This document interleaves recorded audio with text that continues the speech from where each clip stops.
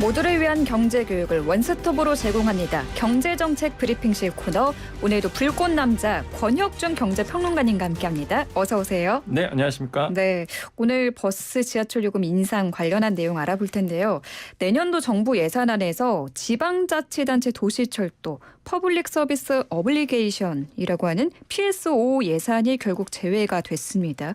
이게 그 노인과 장애인 등 노약자 무임 소송에 따른 적자 부분을 정부가 보전해주기 위해서 책정된 건데 이게 예산안에서 빠진 거죠. 네, 그렇습니다. 이게 현행 법에 의하면 이제 코레일 손실 보전만 하게끔 되어 있거든요. 그래서 이번에 지방자치 단체들이 PSO 이 부분에 대해서 이제 무임 승차, 무임 수송에 대한 손실분을 좀 보전해 달라라고 이제 예산을 좀 올렸는데 네. 사실 본회의에서 사실 이게 이제 통과가 안 됐습니다.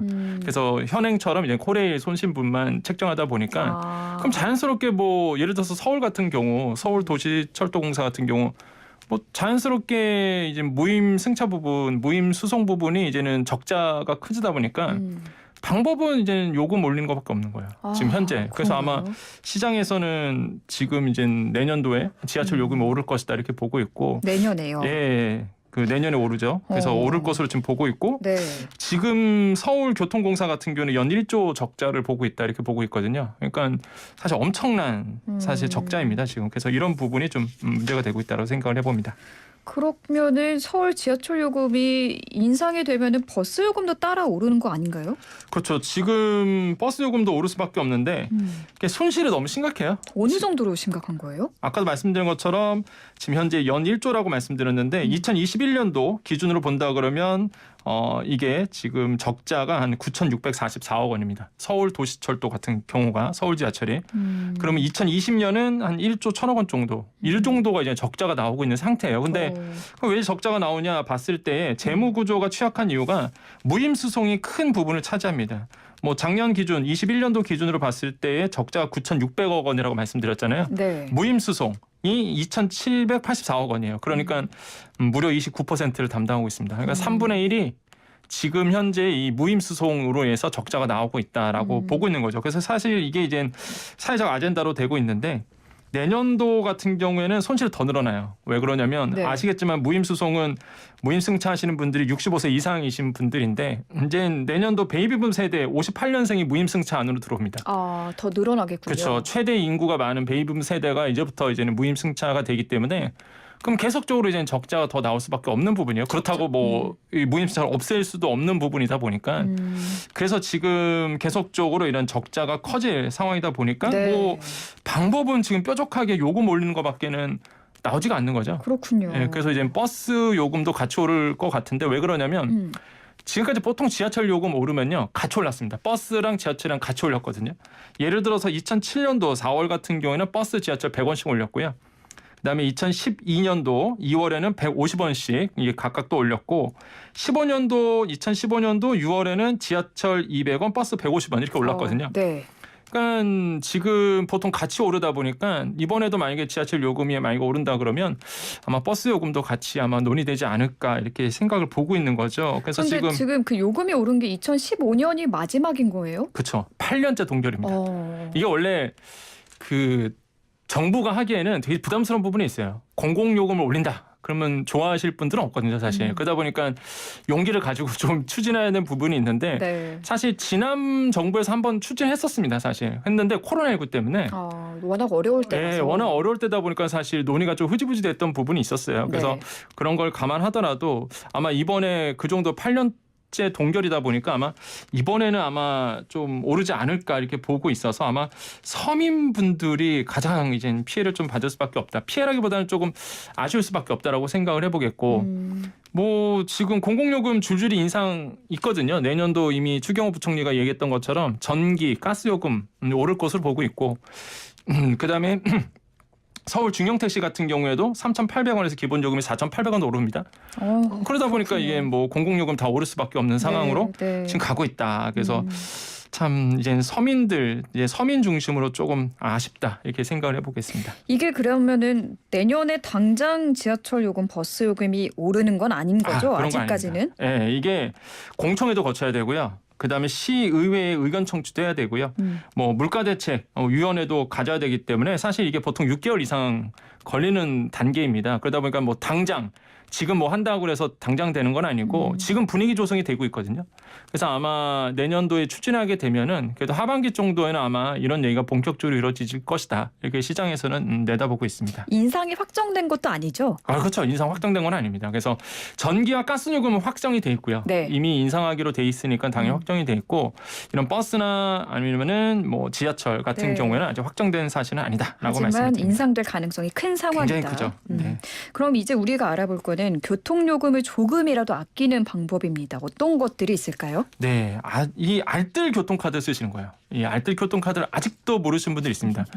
제가 봤을 때 모르시는 분들은 대중교통 이용을 잘 안 하시는 분들이세요. 아마 자가용 이용하시는 분들은 잘 모르실 텐데 네. 이 알뜰 교통카드라고 이게 그 보통 우리가 지하철을 타거나 버스를 탈 때 이동하잖아요. 네. 저도 이제 이동을 합니다. 걷는 걸 좋아해서. 그래서 뭐 지하철 타기 전에 저는 이제 BMW거든요.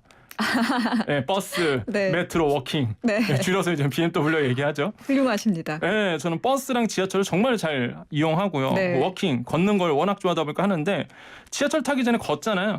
그다음에 도착해서 또 걷습니다. 그럼요. 그 걷는 거를 거리 순으로 해서 마일리지를 줘요. 그러니까 타러 가는 길에 어쨌든 지하철역까지 가야 되고 그렇죠. 또 내려서 회사까지 걸어가야 되고. 맞습니다.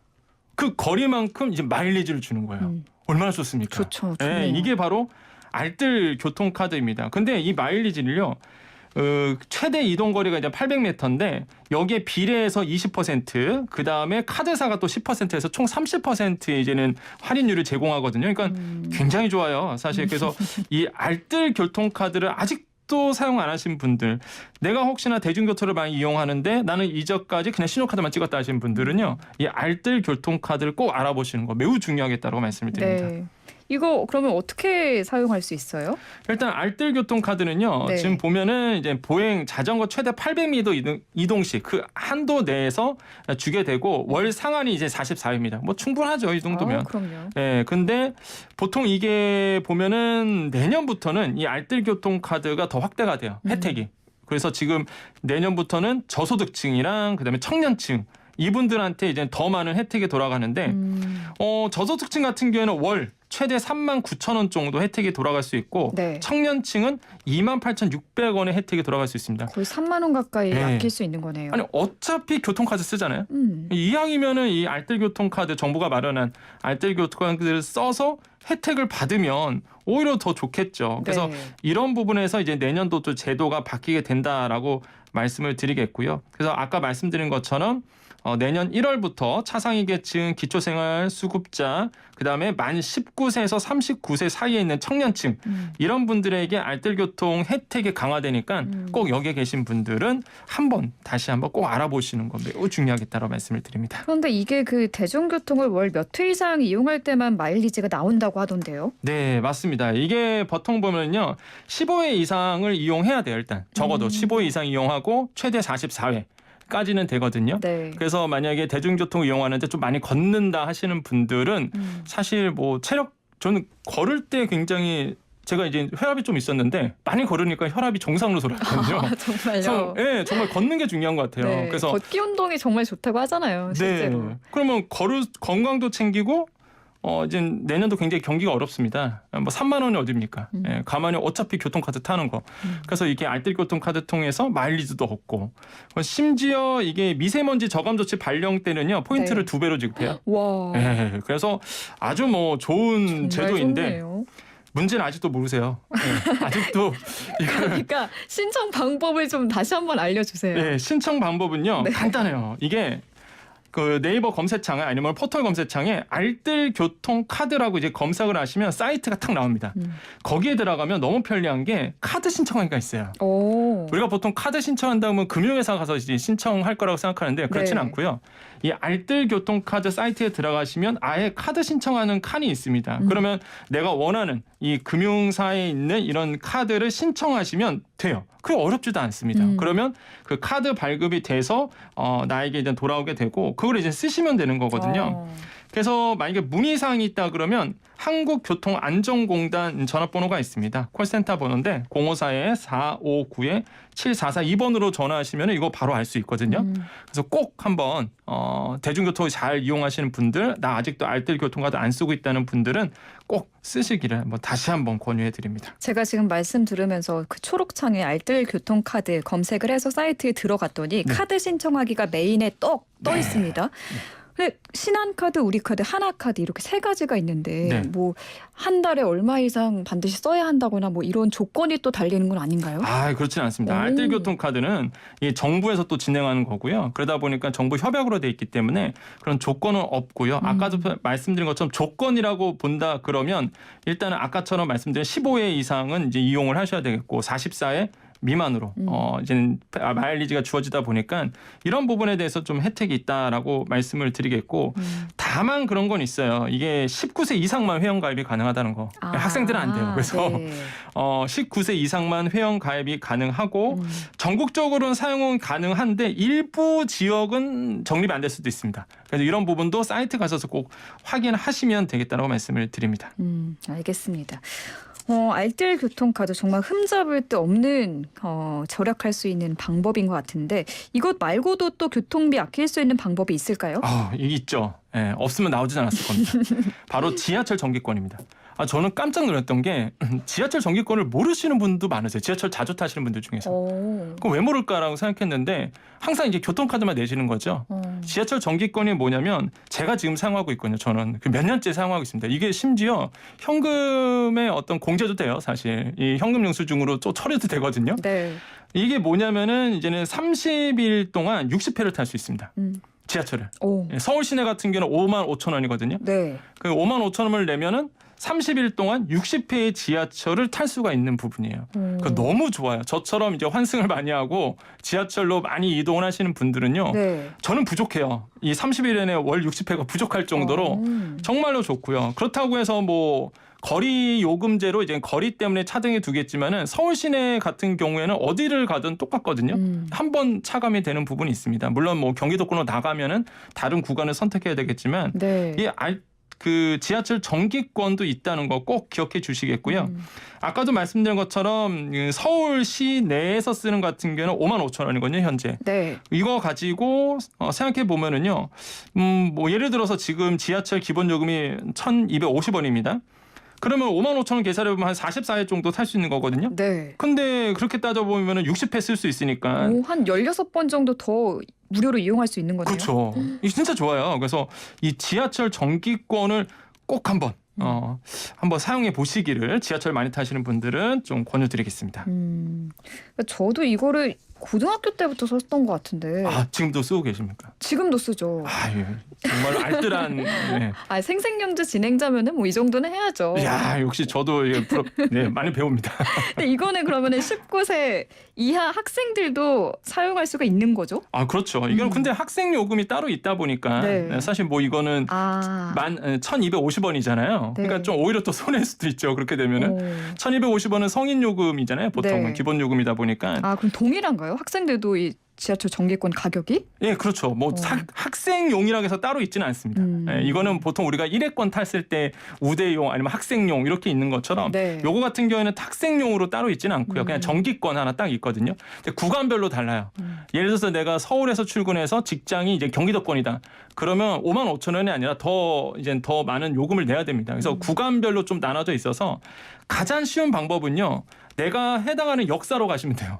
그 역사에 가셔서 직원에게 정기권을 하고 싶다. 근데 내가 주로 이동하는 거리가 어디서부터 어디다. 그러면 알려줍니다. 친절하게. 그러면은 서울 전용이 아니라 경기도권도 갈 수 있는 이걸로 카드를 하시면 됩니다라고 다 알려주거든요.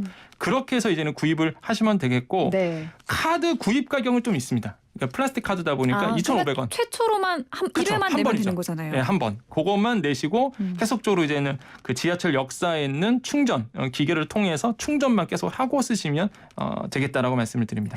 이번에 이 정기권이 업데이트 된다고 하던데요? 네. 이 정기권 쓰신 분들은 아쉬운 게 하나 있어요. 바로 버스랑 환승이 안 됩니다. 치명적이긴 하네요. 네. 그래서 지하철 안에서만 돼요, 이게. 그러다 보니까 제가 이제 대학을 강의를 가는데 회기역에서 내려요. 그 회기역에서 내려서 또 마을버스 타고 들어가야 되거든요. 네. 경희대 같은 경우가. 맞아요. 그러면 좀 아쉬워요, 이게. 오. 지하철 탔다가 그런 부분이 있다 보니까.